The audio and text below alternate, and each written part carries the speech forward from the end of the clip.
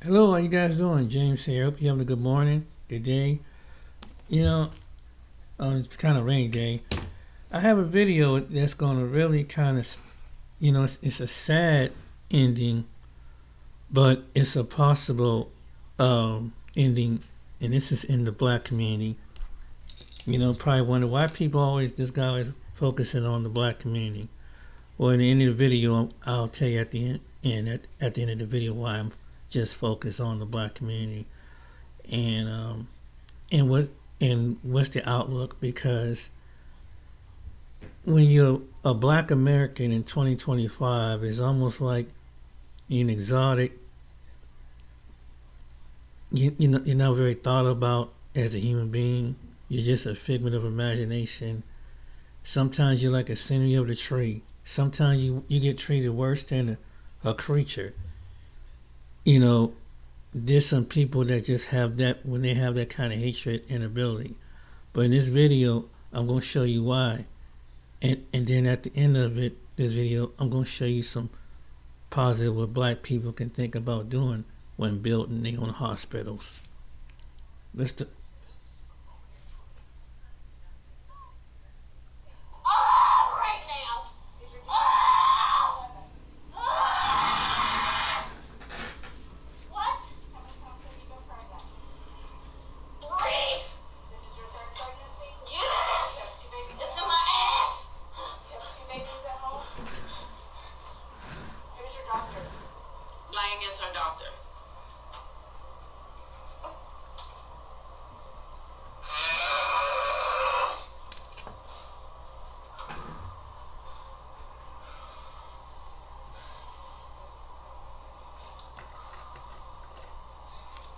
Y'all treat all your patients like this or just the black ones?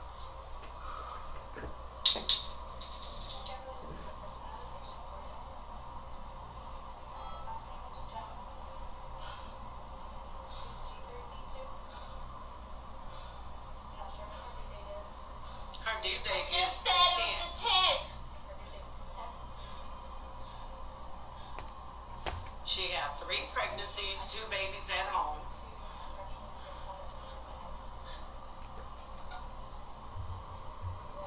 I bet y'all listen next time. When you found out you was delivering at this hospital, your ass should have changed doctors.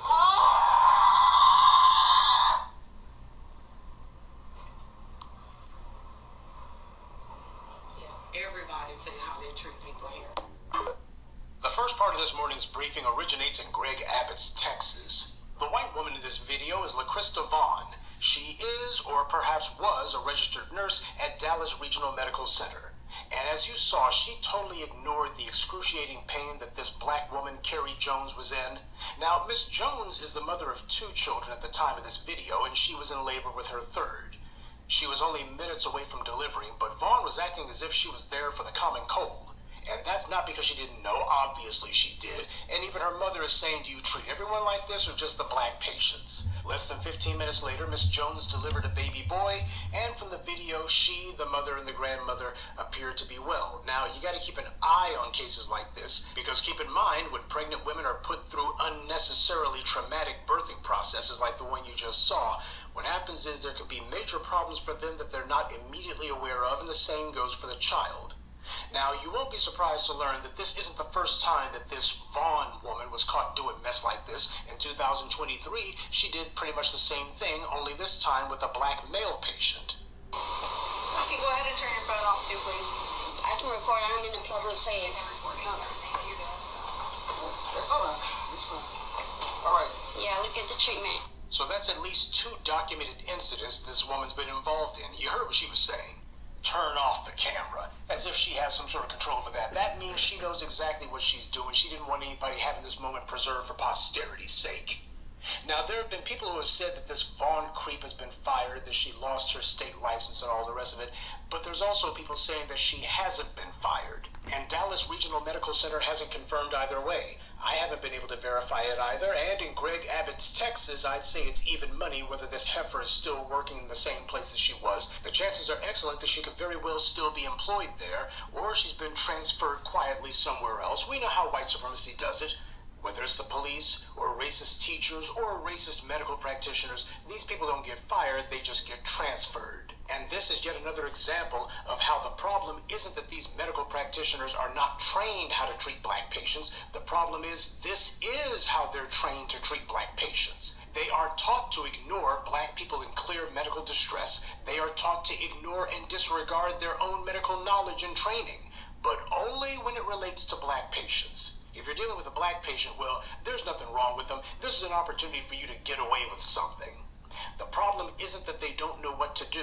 It's that this is what they have decided they're going to do when the patient is black. And it's not just the racist nurses and doctors. It's also the administrators and the lawmakers as well. How many times have we caught some white racist running for political office and it turned out they were a medical doctor? These murders aren't happening in a vacuum. It's happening because it's sanctioned and protected by the state, and in many cases these racist physicians go from killing black patients in medical offices to killing black patients in political offices. But this incident with this Vaughn woman, that's not the reason that I made this the subject of this morning's briefing. There was another case far more egregious that will make your blood boil. Yes, it's going to be that kind of morning briefing. This was DeMarcus Page. He was only 2 years old. He was brought to Advent Health Ocala Hospital in March 1st, 2024. This is in Ron DeSantis' Florida. At the time, he was diagnosed with a virus and dangerously low levels of potassium. He was given intravenous fluids to help with his low electrolyte levels, and the next morning he was transferred to Shands Teaching Hospital and Clinics in Gainesville, Florida. He was then administered electrolyte replacement therapy, but the next day, a Dr. Jiabi Chen unconscionably ordered that the boy be given 10 times the level ordered the previous day, which had been calculated based on his size, weight, and that day's lab results. Chen errantly ordered the extremely high dosage, deleting a critical decimal point in the day's prior dosage of 1.5 millimoles, now ordering the liquid supplement to be given at 15 millimoles twice a day. This was on top of the 2 other forms of potassium that DeMarcus was already receiving through IV and Pedialyte. And before anyone tries to claim, well, this was just one negligent doctor, nobody else on the medical team or the pharmacist caught the error, despite a red flag warning in the hospital's pharmacy system that alerted them to the excessive dosage. So as you see, the doctor gave what she should have known was too high a dosage. But even the hospital's own pharmacy computer system alerted them that the dosage was too high, and yet this got overlooked by multiple people. On March 3rd, 2024, DeMarcus went into cardiac arrest caused by that overdose. But the malpractice didn't even stop there, because the staff bungled the response and carried out 2 to 3 failed attempts to intubate DeMarcus. And there were at least 20 minutes that passed since the code blue was called, during which time he remained severely deprived of oxygen. This led to the baby suffering a massive brain injury, forcing him to spend the next 2 weeks enduring a horrific and protracted hospital course on a ventilator with nothing but seizures going on, before finally being taken off life support.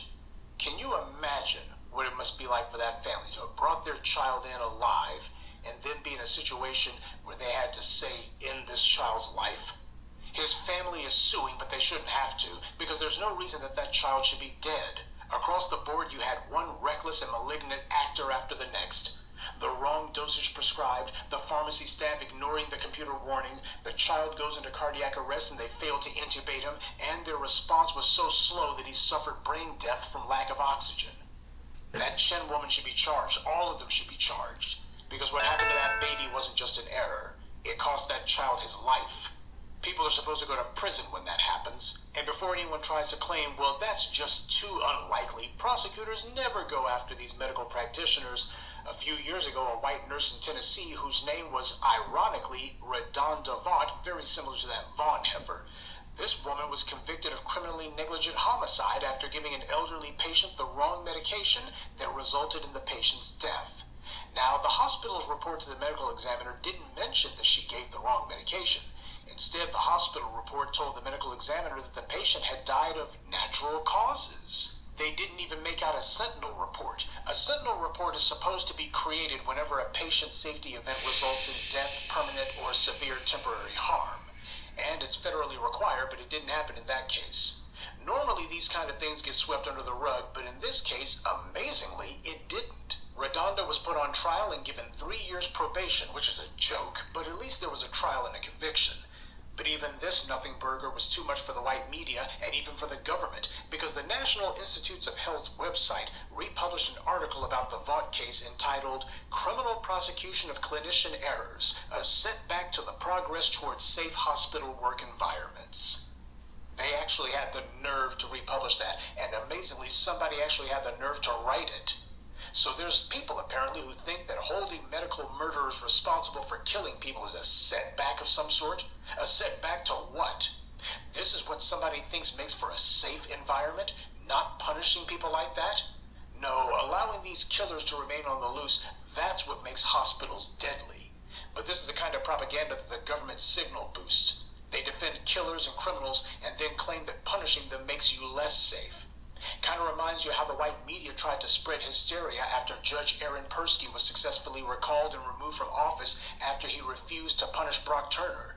The white media said that that recall election would result in black defendants receiving harsher sentences because now judges would be terrified not to throw the book at somebody because of fear of public backlash. Of course, as I've documented for you over the years, that didn't happen at all. It was all about protecting white immunity from law. That's what the real problem was. And the same thing goes for the pathetic attempt to push hysteria about punishing medical malpractice. When someone's life and death is in your hands, or the life of your loved ones in their hands, it's not too much to ask that they pay attention. After all, these people love to brag that they're professionals. And in the case of that Vaughn degenerate in Dallas, to actually expect them to do their jobs. But you see that both the white media and the government are on the same page about covering for and protecting criminals. Ask yourself why. This wasn't just negligence. It's the typical contempt for black life that permeates the so-called healthcare industry like it does every other aspect of life in America. How many other black babies have died at that hospital and elsewhere from exactly this kind of contempt for black life? Even the babies aren't safe. What happened to DeMarcus Page makes me furious. And that racist puke in Dallas ignoring that black woman's suffering, and she's literally only minutes from giving birth, that should be a crime. This is why the black maternal and infant mortality rates are sky high, higher than any other group. It's not because of black women, it's not because of black children, it's because of anti-black racists in these hospitals. They always love to try to put it off on black people and say, well, you people are predisposed to this or predisposed to that. No, what we are predisposed to is becoming targets of racists who have been placed in every influential sector of the society. These are not failures of the system. This is the system working exactly the way it's designed. Black patients are systematically denied health care by these racist doctors and nurses. This is why both white and black patients go to the same hospitals, are seen by the same medical staff, but one of them gets treatment while the other one dies. Whether it be DeMarcus Page or Miss Jones, either of these atrocities should have been all over the news. Instead, they're ignored, except for social media. And as the black media, the incident in Dallas is particularly egregious because I've told you about how we have people who subscribe to my channel, who listen to me, people right here, people who live in Texas. Yeah. This is the reason why I play this video. But, it's just really sad that this has happened, and it continues to happen. And this is the reason why, what I'm about to show you, why it's necessary for God-loving black people filled with the Spirit of the Most High God need to be nurses and doctors. Notice I said that God-loving people who love their people, love humanity, love human beings. We need the younger generation, hopefully, that love people, that love their profession and do this because you have sick people that do this. But it is, but you know what? There really are, because I'm about to show you. There are some black women that really care about black women and children. So it's not all is fail. With AI, You can create any character you want in seconds. this used to require huge Hollywood budgets.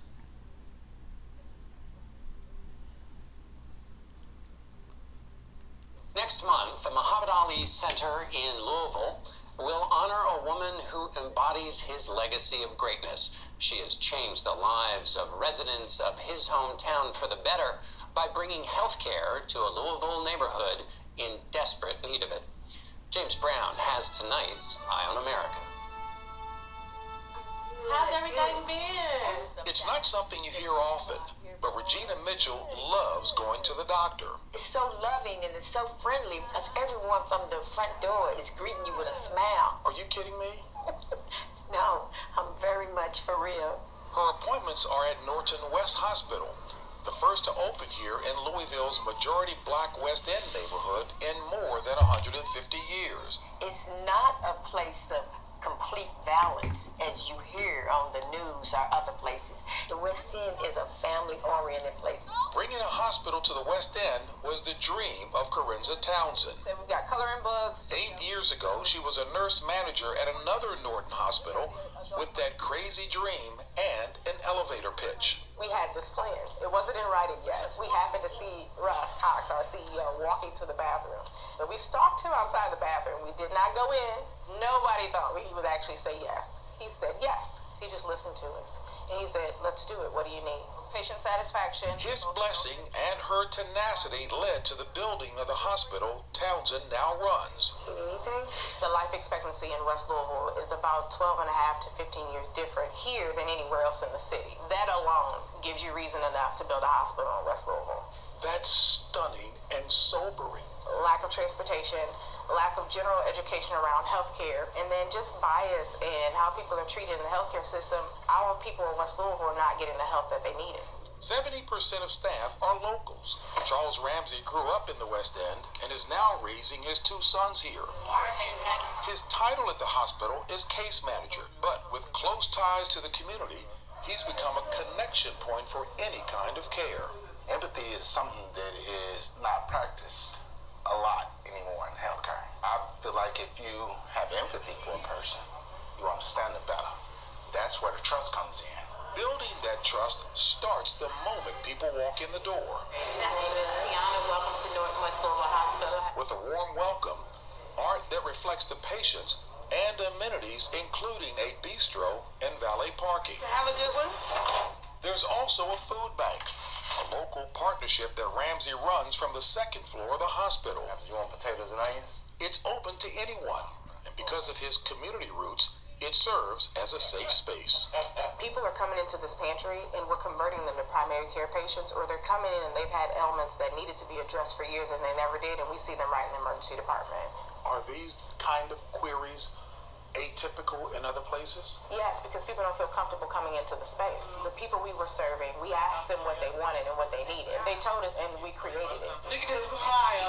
A lesson in listening and leading with love. For Eye on America. It's about to go off, but I wanted to show you that there is hope and that there are places like this that that black people need in America. Here's the history of it. Of one hospital. The black hospital that changed everything. Provident Hospital's legacy. In the late 1800s and early 1900s, when America shut its doors on black patients and rejected black doctors from practicing medicine, one institution refused to accept those limits. That institution was Provident Hospital, founded in 1891 on the south side of Chicago by the visionary surgeon Dr. Daniel Hale Williams. At that time, black patients were routinely turned away from hospitals, left to suffer or die without proper care. Black medical professionals were denied training, denied jobs, and denied the right to operate. Provident Hospital changed that narrative completely. It became the first black-owned and operated hospital in the United States, opening its doors to everyone, regardless of race, while creating a training ground for black excellence. Provident became the center of black medical advancement. It trained black nurses when nursing schools were segregated. It gave black surgeons access to operating rooms for the first time. And in 1893, inside Providence walls, Dr. Williams performed the world's first successful open-heart surgery, saving the life of a man stabbed in the chest, without x-rays, without blood transfusions, and without the modern tools surgeons rely on today. For decades, Provident Hospital stood as a symbol of what black communities can build when the system denies us. It served thousands, created careers, inspired medical pioneers, and proved that brilliance thrives when given opportunity. But integration came with a heavy cost. As black patients became allowed into white hospitals, funding for black institutions began to shrink. Government support faded. Community resources dried up. Many historically black hospitals across the country faced the same struggle. Provident, despite its legacy, could not escape the pressures. By the 1980s, financial strain and lack of investment forced the hospital to close its doors in 1987 after nearly a century of service. But the story doesn't end there. In 1993, the Cook County Health System reopened the building as Provident Hospital of Cook County, keeping the name alive and continuing to serve the south side of Chicago. Today, the hospital still stands, not as the fully black-owned institution it once was, but as a living monument to black innovation, black leadership, and black resilience. Provident Hospital is a reminder that when the world says no, black communities build anyway.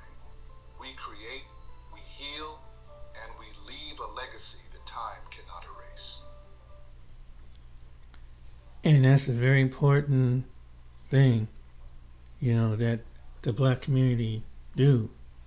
And I think this is what the black churches should focus on, because there's a need, there's an infidelity rate with newborns.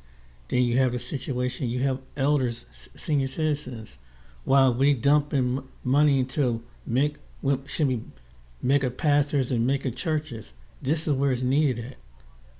And because if they had, institutionalized, you wouldn't have this in your cities. And I bet you in some of these cities, there's a black mega church. Do they share part of taking care of God's people? This is the problem, because it's going to end up like this.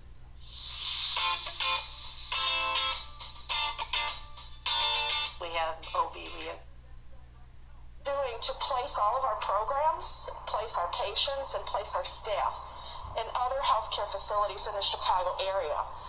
And we'll take the COVID surge into consideration when we set a final date.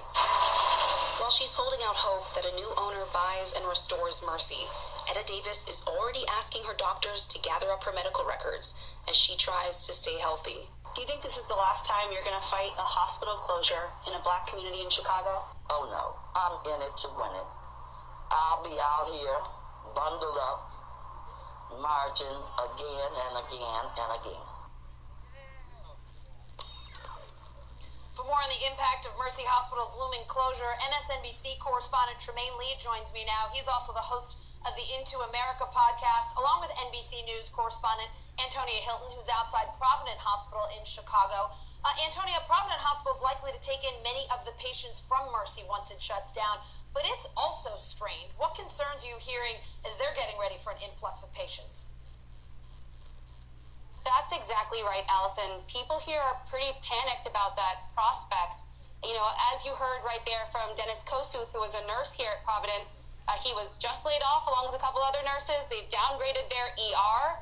But I think one really critical piece of information about Provident is they no longer offer maternal and birthing services here. So if you're a black woman on the south side of Chicago and you were hoping to have your baby next year in Mercy Hospital, and now you're going to be a patient at Provident, you're not going to be able to do that. And black people desperately need maternal care here in Chicago.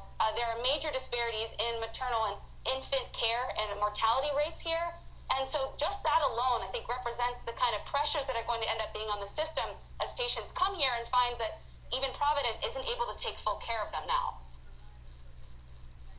Tremaine, the closure of Mercy Hospital adds to already existing healthcare disparities on Chicago's South Side. As one local op-ed put it, the South Side was already, quote, living in a healthcare desert and a place of economic distress. Tell us more about that. Yeah, the Southside community is really weathered a lot. It's what you can consider a disinvested in community, like so many other poor black and brown communities across the country, but also in Chicago, like the West Side, where since 2018, they've already had 3 hospitals shutter. Mercy would be the 4th. But it's not just the healthcare institutions. In recent years, they've closed 50 public schools, mostly in black and brown communities. And if you were to take one of those transparent slides of a food desert and then lay over top of it an education desert, and then now on top of that a healthcare desert, and then you add to that these are the same communities weathering an uptick in gun violence and also historically police violence and abuse, this community is weathering so much, but again, not much different than other communities like this across the country. And so the loss of Mercy, the impending loss of Mercy, is just yet another blow to a community already weathering so many other storms in different fashions. Antonio, the CEO of Mercy Hospital told you they'll take the COVID surge into account when they set a final closing date. What are city and state leaders saying about those protesters' demands to keep this hospital open? Yeah, so in addition to telling me that they're taking this COVID surge into account, the CEO, Carol Schneider, made clear to me, though, that she's pretty sure this is a done deal. She doesn't think there's really a chance of turning this around, and she says this is likely going to turn into an urgent care center, to give you a sense of the kind of downsizing that will be seen at Mercy's location. But protesters and community members are putting pressure right now on city and state leaders to try to find a new buyer who would purchase Mercy from Trinity Health, the owners of Mercy, and they would hope commit to Mercy's original mission, which was to provide health care to poor people of color on the south side of Chicago, and to make that, especially the piece about caring for people who are poor and uninsured, really a key part of its mission. But that's been increasingly hard for hospitals, not just in Chicago, but around the country to do, given the way that healthcare is delivered and the fact that people who depend on Medicaid and Medicare, their reimbursements are often a lot lower, and it's hard for these institutions to thrive. But that is what they're fighting for right now. And right now, while city leaders say they've taken meetings and talked to potential buyers, there really has been no clarity, no commitment. And many of the protesters, some of whom were right behind me earlier today, they feel like, frankly, they have not been listened to. Wow. So, here's another one out of Kansas City. For decades, 22nd Street here was the divide between General Hospital number 1 and number 2. Number 1 for white, number 2 for black. The Kansas City flood of 1903 brought evidence black residents may need their own hospital and doctors. You know, people were so paranoid of hospitals, and they had such a bad reputation in terms of experimenting on African Americans that, people would, even though they were injured or having heart attacks or, whatever, they wanted to be served at home. It ushered an era of what filmmaker Kevin Wilmot calls 2 separate hospitals, separate and quite unequal. After a new general hospital was built in 1908, the old hospital opened for the black community. After a fire at that hospital in 1930, an 8-story hospital was built across the street from present-day University Health, called General Hospital number 2. Over here, of course, was the white General Hospital number 1. Alvin Brooks, who was a police officer at the time, remembers well delivering a baby in a cab outside the hospital's doors and bringing an overdosing victim he transported back to life. The doctor said, he's gone. He's gone. And I said, Doc, are you sure? He said, yeah, he's gone. I started hitting him in the back. And all of a sudden, he Brooks. And so he said, man, I was dead. He said, but I could hear everything that you were saying. General Hospital number 2 over time became a source of pride. It had black nurses and attracted some of the nation's top black doctors, but didn't necessarily have top equipment. While General 2 was a building and a healthcare system that the black community was grateful for, it didn't necessarily meet the standards of General 1. Even though General 1 has the better things, when they wanted to, they went over to General number 2 and took things. 84-year-old Willie Dean Johnson delivered her first child at number 2 and last child at number 1. It is when she lost a child born preterm, she'd learned of the 2 hospitals' underground connection. She said, there's a tunnel, and I'll take you there to the mark so you can see her.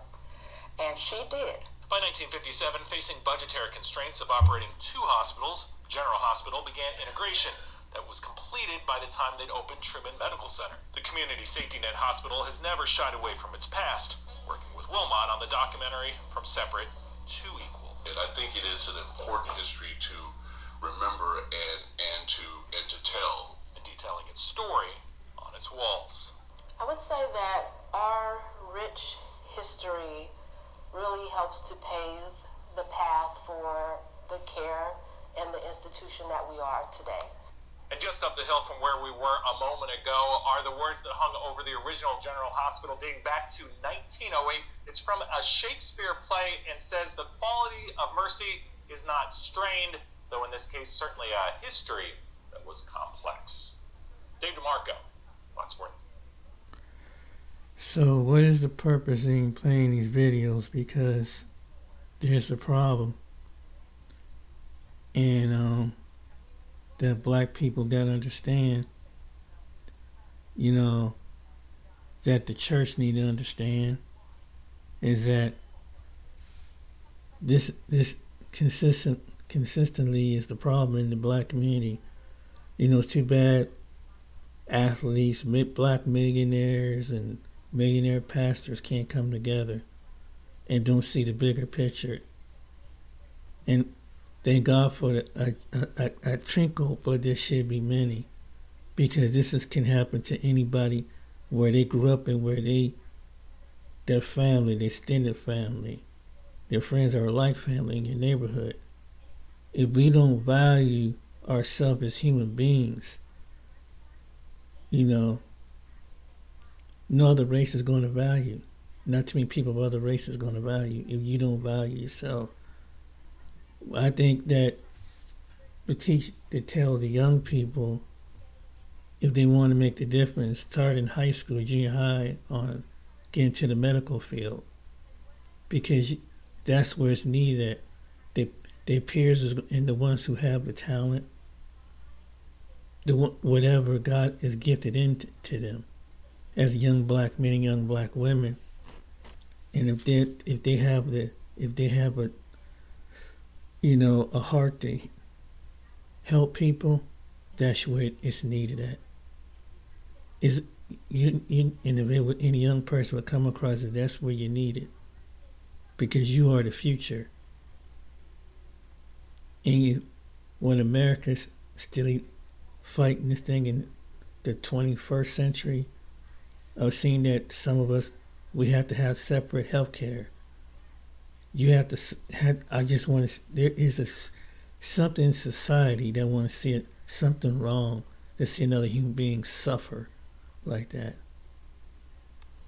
And so I would encourage, you know, maybe encourage your parents to maybe, you know, if your child wants to be in the healthcare, and you might spot it when they're young and they're passionate about taking care of people, you know, nurse that gift.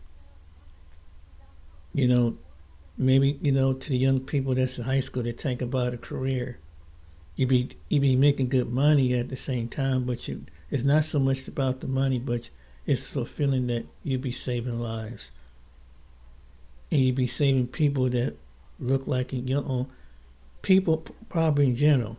Poor, it can be poor white or poor Hispanic, but you be saving people that look pretty much like your family, people that you probably grew up with, people you're close with. And so this is what is needed in the black community. I'm going to play on the next video another thing that the black community needed, since the one thing he mentioned about the food desert, and what is the history and what's the possibility that can happen, and where people should spend their money, because if you know, health and proper food can sustain, and water can sustain life in the person, you know. And I think that anybody's, you know, proud of their community, that's how you can make a difference. Encourage the young next generation to take care of, so they don't be, and maybe whoever can be a black billionaire that come across this video, or a black person that who are maybe they lay off doctors and nurses or African American. You're needed. The talent that you have learned in your school, you're needed. And I think that a bunch of black professionals, if the white talent don't choose to give you a chance, go back and help out. Take the knowledge that you learned. And they don't want to see you as an equal. They don't think of you as an equal, but you know you one of the best of the best. You have the inner ability to solve the problems where God can prepare you. Just go back and help the people that look like you because they need you. They need many of you nurses and doctors and future doctors. They need you in these communities. So please, after you come from college, get all the medical stuff out the way. The nursing, go through it, because they need you. You're doing it yourself, your elders in your family, your elders in your neighborhood, your elders that are around you, people that they watch you grow up to be the person. They need you, black people, black men and black women. They need you. Some of these other nations don't see you as equal, don't think you disposable. Until black people understand, we have to learn to love each other. That let the other people know that, if you won't see me as a human being that God put on this planet, then maybe we need to turn to and look at each other as human beings and talk and respect each other as human beings. Because you clearly see the way some people are hired and the way the medical system and the system around, they don't value life. They don't value that look like life. So that makes you want to be more determined to be like that one woman to solve a solution. And I think that, and there's ways around it. There's a way around to get insurance for hospital. There's some funding out there to keep it. And if we can put together and start, and I heard what one commentator said, stop spending to these churches and invest in the hospitals, that'd be the greatest investment. If we invest in fresh food in our communities, in the lower communities, that would help out a lot. That would sustain. If you get the best of the best, and that would help out. But you have to do it. But those of you black people who have the ability, you have the smarts, you have the insight, you have the vision. Let God show you how to get around this system. Let the Holy Spirit give you the wisdom. You can save your people.